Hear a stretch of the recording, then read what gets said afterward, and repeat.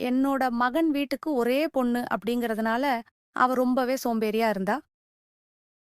என்னோட மருமகனும் அவளோட இந்த வழக்கத்தினால ரொம்பவே சலிப்படைஞ்சு என்ன அங்க கூப்பிட்டாரு. ஒரு நாள் நைட்டு 11 மணிக்கு அவரு என்ன அவரோட ரூமிற்கு கூப்பிட்டு அப்ப சொன்னாரு, "இன்னைக்கு உங்க பொண்ணு தூங்கிட்டா. ஆனா என்னால என்னோட ஆசைய கட்டுப்படுத்திக்கிட்டு சும்மா தூங்க முடியாதுன்னு" சொன்னாரு.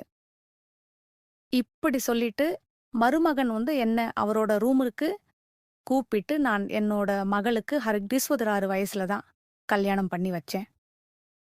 இவ்வளவு தாமதமான கல்யாணத்துக்கான காரணம், என்னோட மகள் வீட்டுக்கு ஒரே பிள்ளை அப்படிங்கிறதுனால, அவ ரொம்பவே செல்லமா வளர்க்கப்பட்டா. அவளுக்கு வீட்டு வேலை செய்யக்கூட பழக்கமே இல்ல. அதனால தான், என்னோட மகளுக்காக ஒரே மகன் மட்டும் இருக்கக்கூடிய மருமகனா நான் எதிர்பார்த்தேன். பல வருஷ தேடலுக்கு அப்புறமா, நான் விரும்பின மாதிரியே ஒரு மருமகன் எனக்கு கிடைச்சாரு. என்னோட மருமகன் தான் தனிமையில இருந்தாரு. அவருக்கு பெற்றோர் இல்ல. அவர் ஒரு நல்ல வேலையிலயும் இருந்தாரு. கூடவே சொந்தமா வீடும், சில சொத்துக்களுமே இருந்துச்சு. என்னோட மகளுக்கு இது ஒரு சிறந்த உறவா இருக்கும்னு எனக்கு தோணுச்சு. அதனால நான் உடனடியா கல்யாணத்துக்கான ஏற்பாடுகள செஞ்சு, என்னோட பொண்ணான சுமங்கலிய அவருக்கு கல்யாணம் பண்ணி குடுத்தேன். ஆனா கல்யாணத்துக்கு அப்புறமா நான் எதிர்பார்த்தது எதுவுமே நடக்கல. சுமங்கலியால தனியா தன்னோட கணவர நல்லாவே கவனிச்சுக்க முடியும்னு நான் நெனச்சேன். கல்யாணத்துக்கு முன்னாடி என்னோட பொண்ணுக்கு கல்யாணத்துக்கு அப்புறமா எப்படி இருக்கணும்? கணவர எப்படி பார்த்துக்கணும்னு சொல்லி, எல்லா விஷயத்தையுமே அவளுக்கு புரிய வச்சுட்டேன்னு நான் நெனச்சேன். ஆனா கல்யாணம் முடிஞ்ச சில மாசங்கள்லயே அவள பத்தின சில புகார்கள நான் கேட்க ஆரம்பிச்சேன். முதல்ல என்னோட மருமகன் தன்னோட மனைவியோட சோம்பேறித்தனத்த பொறுத்துக்கிட்டாரு. ஆனா இப்போ 2 பேரும் வீட்டு வேலைகள பார்த்து சோர்வடைஞ்சிட்டாரு. ஒரு நாள் என்னோட மகள பத்தி விசாரிக்கிறதுக்காக அவளோட வீட்டுக்கு போக முடிவு பண்ணேன். நாங்க 2 நாட்கள் தங்குனேன். 2 நாட்களுக்கு அப்புறமா நான் என்னோட வீட்டுக்கு திரும்ப ஆரம்பிச்சப்போ, சுமங்கலி என்னை தடுத்து நிறுத்தினா. அவ அம்மா எனக்கு இப்போ ரொம்பவே சோர்வா இருக்கு. நீங்க இன்னும் கொஞ்ச நாள் எனக்கு உதவியா இங்கேயே இருங்க.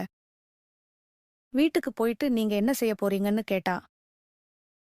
அவ அப்படி கேக்கும்போது, அவளோட சோம்பேறித்தனமான சுபாவம் எனக்கு தெரிஞ்சுச்சு.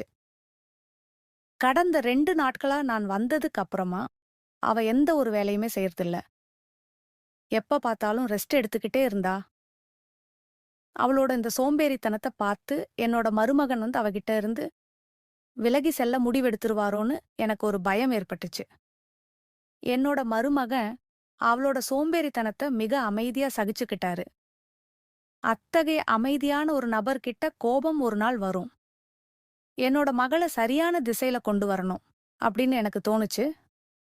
அதனால நான் இன்னும் சில நாட்கள் என்னோட பொண்ணு வீட்ல தங்கறதுக்கு முடிவு பண்ணேன். அன்னைக்கு சாயந்திரம் மருமகன் ஆபீஸ்ல இருந்து வீட்டுக்கு வந்தாரு. நான் வீட்ல இருக்கிறத பார்த்துட்டு, அவர் கொம்பு டம்ளர் சோற ரொம்பவே ஆச்சரியப்பட்டாரு. நான் அவருக்கு டீ கொண்டு போய் குடுத்தேன். அவரும், "அத்தை, நீங்க இன்னைக்கு காலையில புறப்படுறேன்ற சொன்னீங்க. அதுக்கப்புறம் எப்படி திடீர்னு தங்குனீங்கன்னு?" கேட்டாரு. இத கேட்டேன்னா, "ஏன் மாப்பிள்ளை நான் இங்க இருக்கிறது உங்களுக்கு சந்தோஷம் இல்லையா?" அப்படின்னு கேட்டேன். அதுக்கு அவரு, "அப்படி இல்ல. அத்தை, நேத்து நைட்டு நீங்க வீட்டுக்கு போகணும்னு அவசரப்பட்டீங்க. இப்ப திடீர்னு தங்கி இருக்கீங்க. அதனால தான் உங்க கிட்ட கேட்டேன்னு" சொன்னாரு. அது மட்டும் இல்லாம நீங்க எங்க இருந்தாலும் எனக்கு லாபம் தான். ஏன்னா கடந்த 2 நாளா உங்களோட கையில ரொம்பவே சுவையான உணவ நான் சாப்பிட்டேன். கல்யாணம் ஆனதுல இருந்து இப்ப வரைக்கும் வயிறு நிரம்ப சாப்பிடுறதே இல்ல. மருமகன் சொந்த அந்த வார்த்தைய கேட்டதும், சுமங்கலி தன்னோட கணவர எந்த அளவுக்கு நல்லா கவனிச்சுக்கிறான்னு எனக்கு புரிஞ்சுது. நான் இன்னும் சில நாட்கள் தங்கி உங்கள கவனிச்சுக்கிறதோட, சுமங்கலிக்கு சில வீட்டு வேலைகளையும் கத்துக் குடுக்குறேன்னு சொன்னேன். அப்ப மருமகன், "நீங்க எப்பயும் இங்கேயே தங்கினாலும் எனக்கு எந்த பிரச்சனையும் இல்ல. ஏன்னா நீங்க வீட்ல இருந்தா சுமங்கலி உங்கள போல ஆயிருவான்னு" சொன்னாரு. நான் இங்க தங்குறதுக்கு மருமகனுக்கு எந்த பிரச்சனையும் இல்ல அப்படிங்கிறதுனால, நான் அவரோட வீட்ல தங்க ஆரம்பிச்சேன். என்னோட மகளோட கல்யாணத்துக்கு அப்புறமா நான் என்னோட வேலைய ராஜினாமா பண்ணிட்டேன். நான் இப்போ தனியா தான் இருக்கேன். எனக்கு அதிகமா பணம் தேவையில்ல. எனக்கு ஓய்வூதியம் கிடைச்சிட்டு இருக்கு. தங்கறதுக்கு என்னோட சொந்த வீடும் இருக்கு. அதனால நான் அதிக கஷ்டப்படாம ஓய்வெடுக்க முடிவு செஞ்சேன். இப்படியே சுமங்கலி கூட சில நாட்கள் ஆகிருச்சு. கடந்த 2 நாளா நான் மருமகன நைட்ல ஹால்ல பாத்துட்டு இருக்கேன். மருமகனுக்கும் சுமங்கலிக்கும் இடையில ஏதோ நடக்குதுன்னு எனக்கு தோணுச்சு. கடைசியா என்னால பொறுத்துக்க முடியல. 3வது நாள் என்னோட மருமகன் ஹால்ல இருக்கிறத பாத்துட்டு, நான் அவன்கிட்ட போயிட்டு அவர் ஹால்ல தூங்குறதுக்கான காரணத்த கேட்டேன். அப்ப அவரு எதுவுமே பேசாம, என்னோட கைய புடிச்சுக்கிட்டு தன்னோட ரூமுலுக்கு கூட்டிட்டு போனாரு. அங்க போயிட்டு, "அத்த உங்க மகன் எவ்வளவு ஆழ்ந்த தூக்கத்துல இருக்கிறான்னு பாருங்க." இப்ப எங்களுக்கு கல்யாணமாகி 4 மாசம் ஆகிருச்சு. சுமங்கலி இந்த 4 மாசத்திலேயே 4 வருஷம் மாதிரி ஆக்கிட்டா. கணவனுக்கு நேரம் கொடுக்கணும் அப்படிங்கிறது அவளுக்கு தெரிஞ்சிருக்கணும். அவளுக்கு தூக்கம் எவ்வளவு புடிச்சிருக்குங்கிறது எனக்கு புரியவே இல்ல. இது உண்மையிலேயே சுமங்கலி முதல் திருமணமா? ஏன்னா அவளுக்கு என்கிட்ட எந்த ஒரு ஆர்வமுமே இல்ல. இப்ப அவளுக்கு ஒரே விஷயத்த தினமும் புரிய வச்சு எனக்கு தலைவலியே வந்துருது. அதனால தான் நான் ஹால்ல போயிட்டு தூங்கிருவேன் அப்படின்னு சொன்னாரு. மருமகனோட பேச்ச கேட்டு நான் ரொம்பவே அதிர்ச்சி ஆயிட்டேன். என்னோட மருமகன் என்னோட மகளால கொஞ்சம் கூட மகிழ்ச்சியா இல்ல. அப்ப நான் அவர்கிட்ட நீங்க கவலைப்படாதீங்க. நான் சுமங்கலிக்கு புரிய வைக்கிறேன். மருமகனுக்கும் மகளுக்கும் இடையில இருக்கக்கூடிய உறவ பத்தி எனக்கு தெரிஞ்சதுனால என்னோட கண்ணுல இருந்து தூக்கமே மறைஞ்சிருச்சு. எப்போ காலையில விடியும்? நான் என்னோட மகளோட பேசுவேன்னு எனக்கு தோணுச்சு. காலையில ஆனதும் மருமகன் ஆபீஸுக்கு போயிட்டாரு. நான் சுமங்கலி கிட்ட பேச முடிவு செஞ்சேன். நான் அவகிட்ட போயிட்டு சுமங்கலி இப்போ உனக்கு கல்யாணம் ஆயிருச்சு. கணவரை எப்படி மகிழ்ச்சியா வச்சுக்கிறதுங்கிறத நான் உனக்கு கத்துக் கொடுக்கறேன். அத பார்த்து நீ கத்துக்கோ. உன்னோட தூக்கம் இவ்வளோ ஆழமாயிருச்சு. உன்னோட கணவருக்கு உன் தூக்கத்தால சோர்வு தான் ஏற்படுது. இதுக்கு சுமங்கலி அம்மா என்னோட தூக்கத்த பத்தி பேசாதீங்க. நான் எவ்வளோ நேரம் தூங்குறேன்னு உங்களுக்கு தெரியுமா? அந்த நேரத்துல அவளுக்கு தன்னோட தவறு புரியவே இல்ல. இருந்தாலும் நான் அவளுக்கு புரிய வைக்க முயற்சி செஞ்சேன். அன்னைக்கு நைட் நான் மருமகன ஹால்ல பார்க்கல. அவருக்கும் சுமங்கலிக்கும் இடையில எல்லா விஷயமும் சரியா இருக்கும். சரி போய் பார்க்கலாம்னு சொல்லி அவங்களோட ரூம் கிட்ட போயிட்டு வெளிய இருந்து பார்த்தேன். அங்க அவங்க ரூமுக்கு எட்டி பார்த்தேன். உள்ள மருமகன் ஜன்னல்ல நிக்கிறத பார்த்தேன். சுமங்கலி ஆழ்ந்த தூக்கத்துல இருந்தா. என்னோட அறிவுரை அவளுக்கு எந்தவித பாதிப்பையுமே ஏற்படுத்தல. நான் அந்த இடத்துல இருந்து கிளம்பும்போது என்னோட சேலையோட முந்தான கதவுல இருக்கக்கூடிய ஆணியில மாட்டி சிக்கிக்கிச்சு. அது தெரியாம திரும்புனேனா அதிர்ச்சியில அப்படியே கீழே விழுந்துட்டேன். அந்த சத்தத்தை கேட்டதும் என்னோட மருமகன் ஓடி வந்து நான் கீழே இருந்திருக்கிறத பார்த்து என்னோட பக்கத்துல வந்தாரு. அவர் அத்தை இந்த நேரத்துல எங்களோட ரூமுக்கு வெளியே என்ன செஞ்சிட்டு இருக்கீங்கன்னு கேட்டாரு. நான் காலையில சுமங்கலிக்கு எல்லா விஷயத்தையுமே சொன்னேன். அவ இன்னைக்கு தூங்குறாளான்னு சொல்லி பாங்கறதுக்காக வந்தேன்னு சொன்னேன். அப்ப அவரு சுமங்கலுக்கு எவ்வளவு புரிய வச்சாலும் எந்த பயனுமே இல்ல. நான் இப்பவும் அவளை கைவிட்டுருவேன். நீங்க தேவையில்லாம அவளுக்கு மன அழுத்தத்தை கொடுக்காதீங்கன்றதா சொன்னாரு. இதுக்கப்புறமா மருமகன் வந்து என்ன கைத்தாங்களா புடிச்சு தூக்குனாரு. என்னோட ஒரு கைய அவரோட தோல்ல வச்சு மறுக்கைய என்னோட இடுப்புல வச்சு என்னோட ரூமுக்கு கூட்டிட்டு போனாரு. என்னோட அறைக்கு வந்ததுக்கு அப்புறமா மருமகன் என்னோட கால்களை பிடிச்சு விட ஆரம்பிச்சாரு. மருமகன் தொட்டதுமே எனக்கு ஒரு சிலிர்ப்பு ஏற்பட்டுச்சு. அந்த நேரத்துல எனக்கு வெட்கமாவும் இருந்துச்சு. அப்ப என்னோட மருமகன் வந்து அத்தை நீங்க வெட்கப்பட தேவையில்ல. நீங்க ரொம்பவே சுதந்திரமா இருக்கக்கூடிய ஒரு சுபாவம் கொண்டவங்க. ஆனா எனக்கு இதெல்லாம் புதுசா இருந்துச்சு. நிலைமை எப்படி இருந்தாலும் எங்களுக்கு இடையில ஒரு மரியாதை நிறைஞ்ச உறவு இருந்துச்சு. அப்ப நான் மருமகன் கிட்ட வேண்டான்னு சொல்லவே இல்ல. ஆனா அவர் என்னோட முழங்கால் வரைக்கும் என்னோட கால்களை தடவ ஆரம்பிச்சாரு. அப்போ மருமகனோட கண்கள் என் மீது ஒரு வித்தியாசமான முறையில சுழல ஆரம்பிச்சது. மெதுவா மருமகனோட கண்கள் என் மீது திரும்ப ஆரம்பிச்சது. அந்த நேரத்துல அத நான் உணரவே இல்ல. நான் இப்பவும் அழகா இருக்கேன். என்னோட உடல் இளமையில எப்படி இருந்தேனோ அதே மாதிரி தான் இருந்துச்சு. அப்போ என் கால்கள தொடும்போது மருமகன் அத்தை உங்க மகள விட நீங்க சோர்வா தெரியல. நீங்க இப்பவும் அழகா இளமையா இருக்கீங்கன்னு சொன்னாரு. மருமகன் சொன்னத கேட்டு நான் ரொம்பவே சிலிர்த்து போயிட்டேன். இதுக்கப்புறமா என்னோட மகளான சுமங்கலிக்கு எல்லா விஷயத்தையும் கத்துக் குடுக்கணும்னு நான் முயற்சி செய்ய ஆரம்பிச்சுட்டே இருந்தேன். அவ மெதுவா என்கிட்ட இருந்து வீட்டு வேலைய கத்துக்க ஆரம்பிச்சா. ஒரு நாள் நைட்டு பாத்திரத்தோட சத்தம் கேட்டுச்சு. நான் உடனடியா ரூமுக்கு வெளிய வந்தேன். மருமகன் உணவு தட்ட கையில பிடிச்சுக்கிட்டு சமையல் அறையில இருந்து வெளிய வரத பார்த்தேன். என்ன பார்த்ததும் அவர் ஆச்சரியமா நின்னாரு. இந்த நைட்ல உங்க தட்டோட ஏன் போறீங்கன்னு சொல்லி கேட்டேன். அதுக்கு அவரு எனக்கு நைட்ல பசிக்குது. நீங்க சமைச்ச உணவு சுவையா இருந்துச்சு. அது திடீர்னு எனக்கு ஞாபகத்துக்கு வந்துச்சுன்னு சொன்னாரு. நானும் சரி வாங்க நாம 2 பேரும் ஒண்ணா உட்காந்து சாப்பிடலாம்னு சொன்னேன். மருமகன் என்னோட கைய புடிச்சுக்கிட்டு மேசையோட நாட்காலியில உட்கார வச்சு எனக்கு உணவு பரிமாற ஆரம்பிச்சாரு. அவர் எனக்கு உணவு பரிமாறிட்டு இருந்தப்போ, அவரோட ஒரு கால் என்னோட காலோட மேல இருந்துச்சு. திரும்ப என்னோட கண்கள பார்த்துக்கிட்டே இருந்தாரு. நான் அவரோட மாமியார். ஆனா அவருக்கு இத நினைவுல இல்ல. நான் சாப்பிட்டுட்டு தண்ணி குடிச்சேன். அதுக்கப்புறமா மருமகன் என்னோட வயிறு நெறஞ்சிருச்சுன்னு சொல்லி சொன்னாரு. ஆனா மருமகன் இன்னும் சாப்பிடணும்னு சொல்லி வற்புறுத்தினாரு. நானும் அவருக்கு உணவு பரிமாறினேன். அவரு என்கிட்ட ரொம்பவே விசித்திரமான முறையில நடந்துக்க ஆரம்பிச்சாரு. ஆனா என்னால அவர மறுக்க முடியல. நான் மருமகன் கிட்ட நாளைக்கு சில மாணவர்கள் எங்க வீட்டுக்கு வாடகை கெடுக்க வராங்க. எங்க வீட்டோட மாடி ரூம் காலியா தான் இருக்கு. இந்த ரூம் அவங்களுக்கு வாடகைக்கு விடலாமான்னு கேட்டேன். அத கேட்டதுமே அவர் மறுத்துட்டாரு. நானும் வேற எதுவுமே சொல்லல. அடுத்த நாள் நைட்டு மருமகன் எல்லைய மீறினாரு. அவர் என்னோட ரூமுக்கு என்னோட கைய பிடிச்சு என்ன அவரோட ரூமுக்கு அழைச்சிட்டு போனாரு. நான் ரொம்பவே பயந்து போயிட்டு அவன்கிட்ட இது என்ன நடக்குது? மருமகனேன்னு கேட்டேன். அப்போ அவரு எனக்கு ஒரு நைட்டிய குடுத்து இத போட்டுட்டு வாங்கன்னு சொன்னாரு. அவர் சொன்னத கேட்டு எனக்கு ரொம்பவே அதிர்ச்சியா இருந்துச்சு. நான் அவகிட்ட நீங்க என்ன பேசுறீங்க? நான் உங்க மாமியார் இத நீங்க மறக்க கூடாதுன்னு சொன்னேன். ஆனா அவரு சுமங்கலி தூங்கிட்டா என்னோட வீட்ல மத்த தேவைகள உங்ககிட்ட தான் பூர்த்தி செய்யணும். இந்த நைட்டிய நான் சுமங்கலிக்காக வாங்கிட்டு வந்தேன். ஆனா அவ அத போடவே இல்ல. நீங்களே இந்த நைட்டிய போட்டுக்கிட்டு வாங்க. எனக்கு காட்டுங்க. மருமகன் சொன்னத கேட்டு நான் ரொம்பவே வெட்கப்பட ஆரம்பிச்சேன். அவர்கிட்ட நான் உங்க மாமியார் இத நீங்க மறக்க கூடாதுன்னு சொன்னேன். அத நான் சொன்னாலும் என்னால அவரோட விஷயத்த மறுக்க முடியல. நான் அங்க இருந்து போயிட்டேன். அடுத்த நாள் சுமங்கலி தூக்கத்துல இருந்து எழும்பி காலையில உணவு சாப்பிட்டுட்டே இருந்தா. அவ காலை உணவு சாப்பிடும்போது நான் அவகிட்ட அந்த நைட்டிய குடுத்தேன். நான் இப்போ இங்கிருந்து கிளம்புறேன். ஏன்னா நீ திருந்துறதா எனக்கு தெரியல. மருமகன் எனக்கு இந்த நைட்டிய குடுத்தாரு. என்கிட்ட தன்னோட விருப்பத்தை வெளிப்படுத்தினாரு. உன்னால தான் மருமகன் இந்த மாதிரி என்கிட்ட பேசுறதையெல்லாம் நான் கேட்க வேண்டியதா இருக்கு. உன்னால உன்னோட கணவர சந்தோஷமா வச்சுக்க முடியலன்னா உன்னோட வாழ்க்கை வீணாதான் போகும். இந்த மாதிரி சுமங்கலி கிட்ட நெறைய பேசினேன்.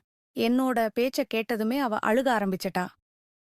அவளும் அம்மா சில நாட்களா எனக்கு நல்லது நடக்குதுன்னு நினைக்கிறேன். எனக்கு புரிய வைக்க முயற்சி செய்றீங்க. எனக்கு எல்லாமே புரியுது. ஆனா நான் என்ன செய்ய முடியும்? எனக்கு நைட்ல ஏன் ஆழ்ந்து தூக்கம் வருதுன்னு சொல்லி எனக்கு புரியவே இல்ல. கல்யாணமான சில மாசங்களுக்கு அப்புறமா எனக்கு இப்படின்னு திடீர்னு தூக்கம் வர ஆரம்பிக்குது. உங்க மருமகன் உங்ககிட்ட என்ன பத்தி என்ன சொல்றாருன்னு எனக்கு தெரியாது. ஆனா இன்னைக்கு வரைக்கும் நான் உணர்ந்தது எல்லாமே ஒரே விஷயம்தான். என்னோட கணவர் என்கிட்ட எந்த ஒரு ஆர்வமுமே காட்டுறதில்ல. அப்ப எனக்கு தோணுச்சு சுமங்கலி தன்னோட கணவர பத்தி பொய் சொல்றாளா? இல்ல மருமகன் தான் தன்னோட மனைவிய பத்தி பொய் சொல்றாரான்னு புரிஞ்சுக்கணும். இது புரிஞ்சுக்கிறது ரொம்பவே சாத்தியமற்றதுன்னு நான் நினைச்சேன். அதனால நான் ஒரு பிளான் பண்ணேன்.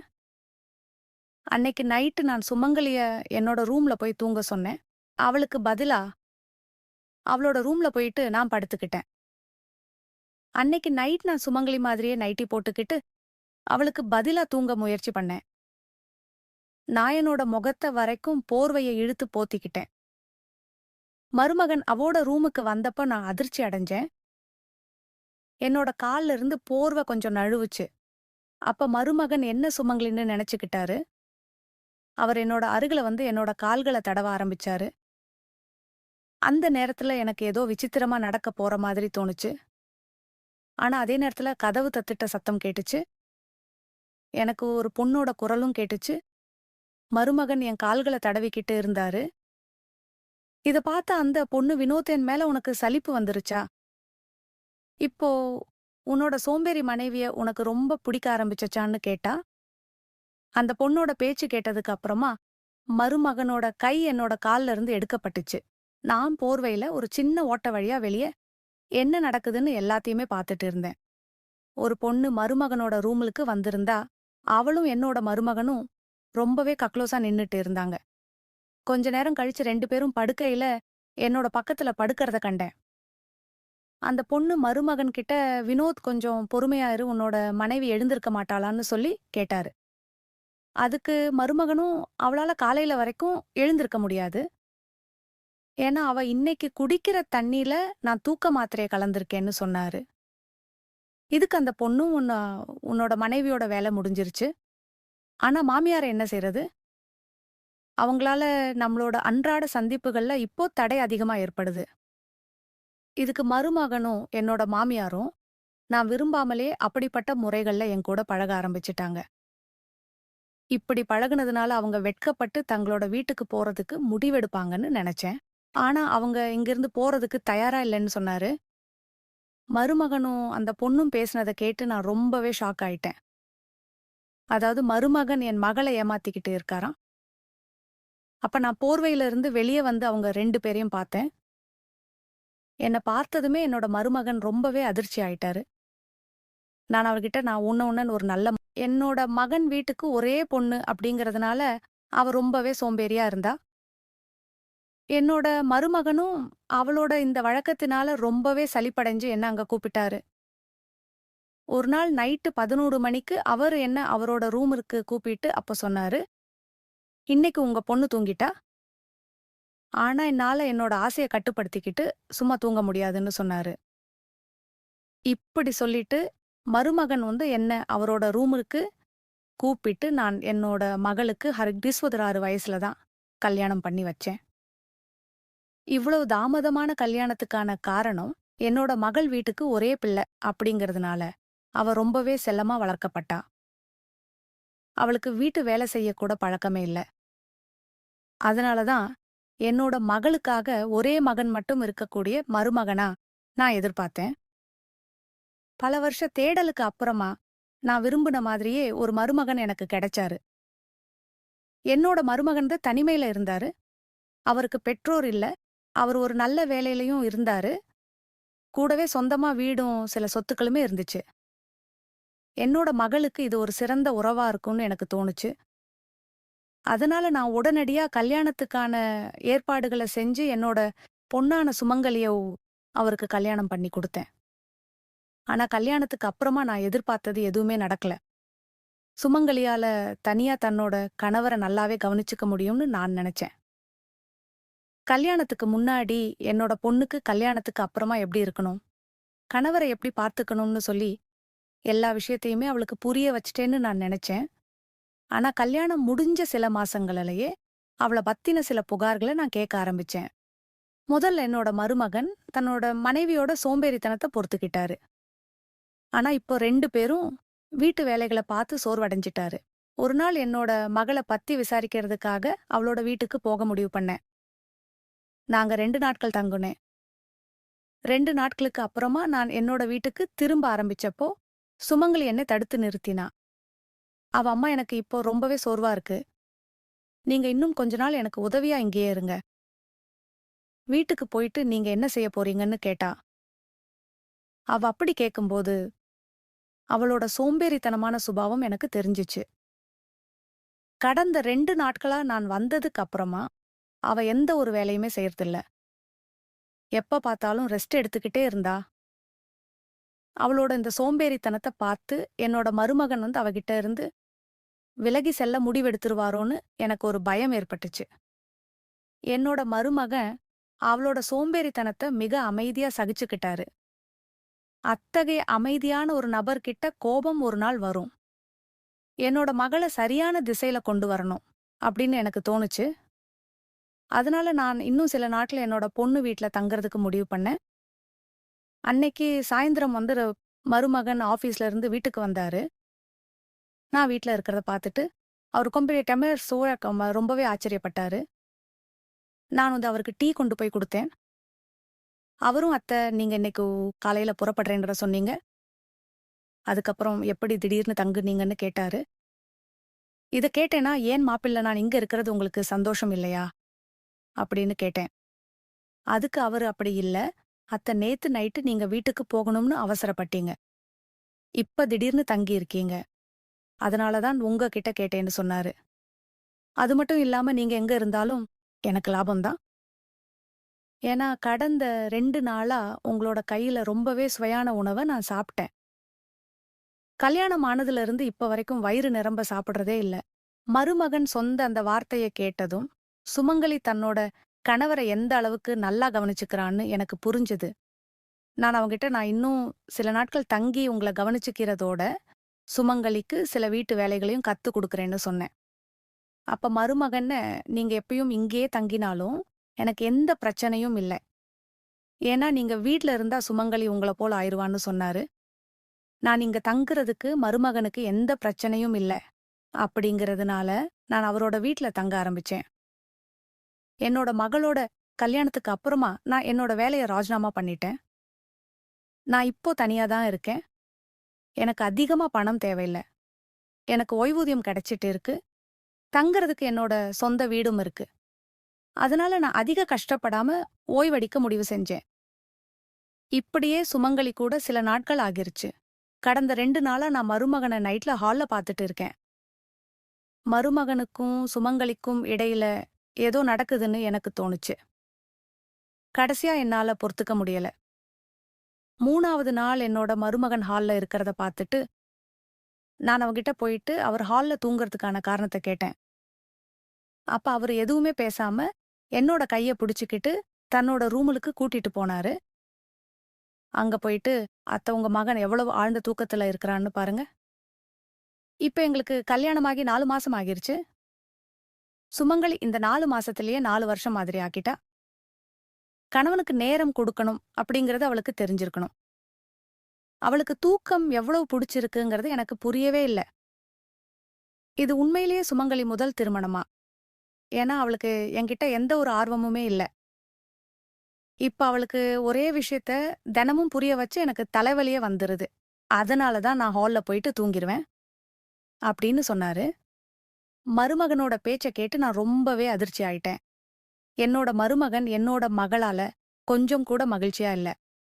அப்ப நான் அவர்கிட்ட நீங்க கவலைப்படாதீங்க. நான் சுமங்கலிக்கு புரிய வைக்கிறேன். மருமகனுக்கும் மகளுக்கும் இடையில இருக்கக்கூடிய உறவ பத்தி எனக்கு தெரிஞ்சதுனால என்னோட கண்ணுல இருந்து தூக்கமே மறைஞ்சிருச்சு. எப்போ காலையில விடியும்? நான் என்னோட மகளோட பேசுவேன்னு எனக்கு தோணுச்சு. காலையில ஆனதும் மருமகன் ஆபீஸுக்கு போயிட்டாரு. நான் சுமங்கலி கிட்ட பேச முடிவு செஞ்சேன். நான் அவகிட்ட போயிட்டு சுமங்கலி இப்போ உனக்கு கல்யாணம் ஆயிருச்சு. கணவரை எப்படி மகிழ்ச்சியா வச்சுக்கிறதுங்கிறத நான் உனக்கு கத்துக் கொடுக்கறேன். அத பார்த்து நீ கத்துக்கோ. உன்னோட தூக்கம் இவ்வளவு ஆழமாயிருச்சு. உன்னோட கணவருக்கு உன் தூக்கத்தால சோர்வு தான் ஏற்படுது. இதுக்கு சுமங்கலி அம்மா என்னோட தூக்கத்த பத்தி பேசாதீங்க. நான் எவ்வளவு நேரம் தூங்குறேன்னு உங்களுக்கு தெரியுமா? அந்த நேரத்துல அவளுக்கு தன்னோட தவறு புரியவே இல்ல. இருந்தாலும் நான் அவளுக்கு புரிய வைக்க முயற்சி செஞ்சேன். அன்னைக்கு நைட் நான் மருமகன ஹால்ல பார்க்கல. அவருக்கும் சுமங்கலிக்கும் இடையில எல்லா விஷயமும் சரியா இருக்கும். சரி போய் பார்க்கலாம்னு சொல்லி அவங்களோட ரூம் கிட்ட போயிட்டு வெளிய இருந்து பார்த்தேன். அங்க அவங்க ரூமுக்கு எட்டி பார்த்தேன். உள்ள மருமகன் ஜன்னல்ல நிக்கிறத பார்த்தேன். சுமங்கலி ஆழ்ந்த தூக்கத்துல இருந்தா. என்னோட அறிவுரை அவளுக்கு எந்தவித பாதிப்பையுமே ஏற்படுத்தல. நான் அந்த இடத்துல இருந்து கிளம்பும்போது என்னோட சேலையோட முந்தான கதவுல இருக்கக்கூடிய ஆணியில மாட்டி சிக்கிக்கிச்சு. அது தெரியாம திரும்புனேனா அதிர்ச்சியில அப்படியே கீழே விழுந்துட்டேன். அந்த சத்தத்தை கேட்டதும் என்னோட மருமகன் ஓடி வந்து நான் கீழே இருந்திருக்கிறத பார்த்து என்னோட பக்கத்துல வந்தாரு. அவர் அத்தை இந்த நேரத்துல எங்களோட ரூமுக்கு வெளியே என்ன செஞ்சிட்டு இருக்கீங்கன்னு கேட்டாரு. நான் காலையில சுமங்கலிக்கு எல்லா விஷயத்தையுமே சொன்னேன். அவ இன்னைக்கு தூங்குறாளான்னு சொல்லி பாங்கறதுக்காக வந்தேன்னு சொன்னேன். அப்ப அவரு சுமங்கலுக்கு எவ்வளவு புரிய வச்சாலும் எந்த பயனுமே இல்ல. நான் இப்பவும் அவளை கைவிட்டுருவேன். நீங்க தேவையில்லாம அவளுக்கு மன அழுத்தத்தை கொடுக்காதீங்கன்றதா சொன்னாரு.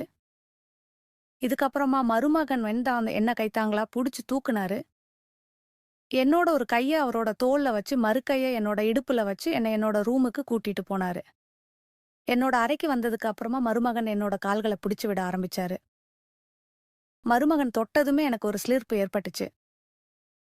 அந்த நேரத்துல எனக்கு வெட்கமாவும் இருந்துச்சு. அப்ப என்னோட மருமகன் வந்து அத்தை நீங்க வெட்கப்பட தேவையில்ல. நீங்க ரொம்பவே சுதந்திரமா இருக்கக்கூடிய ஒரு சுபாவம் கொண்டவங்க. ஆனா எனக்கு இதெல்லாம் புதுசா இருந்துச்சு. நிலைமை எப்படி இருந்தாலும் எங்களுக்கு இடையில ஒரு மரியாதை நிறைஞ்ச உறவு இருந்துச்சு. அப்ப நான் மருமகன் கிட்ட வேண்டான்னு சொல்லவே இல்ல. ஆனா அவர் என்னோட முழங்கால் வரைக்கும் என்னோட கால்கள தடவ ஆரம்பிச்சாரு. அப்போ மருமகனோட கண்கள் என் மீது ஒரு வித்தியாசமான முறையில சுழல ஆரம்பிச்சது. மெதுவா மருமகனோட கண்கள் என் மீது திரும்ப ஆரம்பிச்சது. அந்த நேரத்துல அத நான் உணரவே இல்ல. நான் இப்பவும் அழகா இருக்கேன். என்னோட உடல் இளமையில எப்படி இருந்தேனோ அதே மாதிரி தான் இருந்துச்சு. அப்போ என் கால்கள தொடும்போது மருமகன் அத்த உங்க மகள விட நீங்க சோர்வா தெரியல. நீங்க இப்பவும் அழகா இளமையா இருக்கீங்கன்னு சொன்னாரு. மருமகன் சொன்னத கேட்டு நான் ரொம்பவே சிலிர்த்து போயிட்டேன். இதுக்கப்புறமா என்னோட மகளான சுமங்கலிக்கு எல்லா விஷயத்தையும் கத்துக் குடுக்கணும்னு நான் முயற்சி செய்ய ஆரம்பிச்சுட்டே இருந்தேன். அவ மெதுவா என்கிட்ட இருந்து வீட்டு வேலைய கத்துக்க ஆரம்பிச்சா. ஒரு நாள் நைட்டு பாத்திரத்தோட சத்தம் கேட்டுச்சு. நான் உடனடியா ரூமுக்கு வெளிய வந்தேன். மருமகன் உணவு தட்ட கையில பிடிச்சுக்கிட்டு சமையல் அறையில இருந்து வெளிய வரத பார்த்தேன். என்ன பார்த்ததும் அவர் ஆச்சரியமா நின்னாரு. இந்த நைட்ல உங்க தட்டோட ஏன் போறீங்கன்னு சொல்லி கேட்டேன். அதுக்கு அவரு எனக்கு நைட்ல பசிக்குது. நீங்க சமைச்ச உணவு சுவையா இருந்துச்சு. அது திடீர்னு எனக்கு ஞாபகத்துக்கு வந்துச்சுன்னு சொன்னாரு. நானும் சரி வாங்க நாம 2 பேரும் ஒண்ணா உட்காந்து சாப்பிடலாம்னு சொன்னேன். மருமகன் என்னோட கைய புடிச்சுக்கிட்டு மேசையோட நாட்காலியில உட்கார வச்சு எனக்கு உணவு பரிமாற ஆரம்பிச்சாரு. அவர் எனக்கு உணவு பரிமாறிட்டு இருந்தப்போ, அவரோட ஒரு கால் என்னோட காலோடு மேல இருந்துச்சு. திரும்ப என்னோட கண்கள பார்த்துக்கிட்டே இருந்தாரு. நான் அவரோட மாமியார். ஆனா அவருக்கு இத நினைவுல இல்ல. நான் சாப்பிட்டுட்டு தண்ணி குடிச்சேன். அதுக்கப்புறமா மருமகன் என்னோட வயிறு நிறைஞ்சிருச்சுன்னு சொல்லி சொன்னாரு. ஆனா மருமகன் இன்னும் சாப்பிடணும்னு சொல்லி வற்புறுத்தினாரு. நானும் அவருக்கு உணவு பரிமாறினேன். அவரு என்கிட்ட ரொம்பவே விசித்திரமான முறையில நடந்துக்க ஆரம்பிச்சாரு. ஆனா என்னால அவர மறுக்க முடியல. நான் மருமகன் கிட்ட நாளைக்கு சில மாணவர்கள் எங்க வீட்டுக்கு வாடகை கெடுக்க வராங்க. எங்க வீட்டோட மாடி ரூம் காலியா தான் இருக்கு. இந்த ரூம் அவங்களுக்கு வாடகைக்கு விடலாமான்னு கேட்டேன். அத கேட்டதுமே அவர் மறுத்துட்டாரு. நானும் வேற எதுவுமே சொல்லல. அடுத்த நாள் நைட்டு மருமகன் எல்லைய மீறினாரு. அவர் என்னோட ரூமுக்கு என்னோட கைய பிடிச்சு என்ன அவரோட ரூமுக்கு அழைச்சிட்டு போனாரு. நான் ரொம்பவே பயந்து போயிட்டு அவன்கிட்ட இது என்ன நடக்குது? மருமகனேன்னு கேட்டேன். அப்போ அவரு எனக்கு ஒரு நைட்டிய குடுத்து இத போட்டுட்டு வாங்கன்னு சொன்னாரு. அவர் சொன்னத கேட்டு எனக்கு ரொம்பவே அதிர்ச்சியா இருந்துச்சு. நான் அவகிட்ட நீங்க என்ன பேசுறீங்க? நான் உங்க மாமியார் இத நீங்க மறக்க கூடாதுன்னு சொன்னேன். ஆனா அவரு சுமங்கலி தூங்கிட்டா என்னோட வீட்ல மத்த தேவைகள உங்ககிட்ட தான் பூர்த்தி செய்யணும். இந்த நைட்டிய நான் சுமங்கலிக்காக வாங்கிட்டு வந்தேன். ஆனா அவ அத போடவே இல்ல. நீங்களே இந்த நைட்டிய போட்டுக்கிட்டு வாங்க. எனக்கு காட்டுங்க. மருமகன் சொன்னத கேட்டு நான் ரொம்பவே வெட்கப்பட ஆரம்பிச்சேன். அவர்கிட்ட நான் உங்க மாமியார் இத நீங்க மறக்க கூடாதுன்னு சொன்னேன். அத நான் சொன்னாலும் என்னால அவரோட விஷயத்த மறுக்க முடியல. நான் அங்க இருந்து போயிட்டேன். அடுத்த நாள் சுமங்கலி தூக்கத்துல இருந்து எழும்பி காலையில உணவு சாப்பிட்டுட்டே இருந்தா. அவ காலை உணவு சாப்பிடும்போது நான் அவகிட்ட அந்த நைட்டிய குடுத்தேன். நான் இப்போ இங்கிருந்து கிளம்புறேன். ஏன்னா நீ திருந்துறதா எனக்கு தெரியல. மருமகன் எனக்கு இந்த நைட்டிய குடுத்தாரு. என்கிட்ட தன்னோட விருப்பத்தை வெளிப்படுத்தினாரு. உன்னால தான் மருமகன் இந்த மாதிரி என்கிட்ட பேசுறதையெல்லாம் நான் கேட்க வேண்டியதா இருக்கு.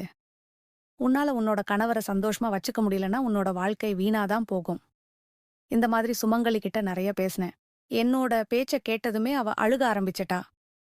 அவளும் அம்மா சில நாட்களா எனக்கு நல்லது நடக்குதுன்னு நினைக்கிறேன்.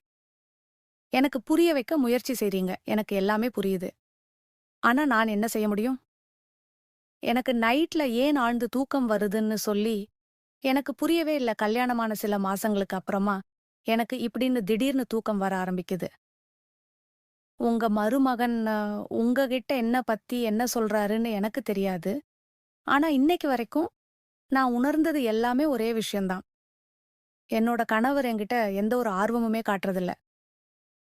அப்ப எனக்கு தோணுச்சு சுமங்கலி தன்னோட கணவர பத்தி பொய் சொல்றாளா? இல்ல மருமகன் தான் தன்னோட மனைவிய பத்தி பொய் சொல்றாரான்னு புரிஞ்சுக்கணும். இது புரிஞ்சுக்குது ரொம்பவே சாத்தியமற்றதுன்னு நான் நினைச்சேன். அதனால நான் ஒரு பிளான் பண்ணேன். அன்னைக்கு நைட்டு நான் சுமங்கலிய என்னோட ரூம்ல போய் தூங்க சொன்னேன். அவளுக்கு பதிலா அவளோட ரூம்ல போயிட்டு நான் படுத்துக்கிட்டேன். அன்னைக்கு நைட் நான் சுமங்கலி மாதிரியே நைட்டி போட்டுக்கிட்டு அவளுக்கு பதிலா தூங்க முயற்சி பண்ணேன். நான் என்னோட முகத்த வரைக்கும் போர்வைய இழுத்து போத்திக்கிட்டேன். மருமகன் அவோட ரூமுக்கு வந்தப்ப நான் அதிர்ச்சி அடைஞ்சேன். என்னோட கால்ல இருந்து போர்வை கொஞ்சம் நழுவுச்சு. அப்ப மருமகன் என்ன சுமங்கலின்னு நெனச்சுக்கிட்டாரு. அவர் என்னோட அருகில வந்து என்னோட கால்கள தடவ ஆரம்பிச்சாரு.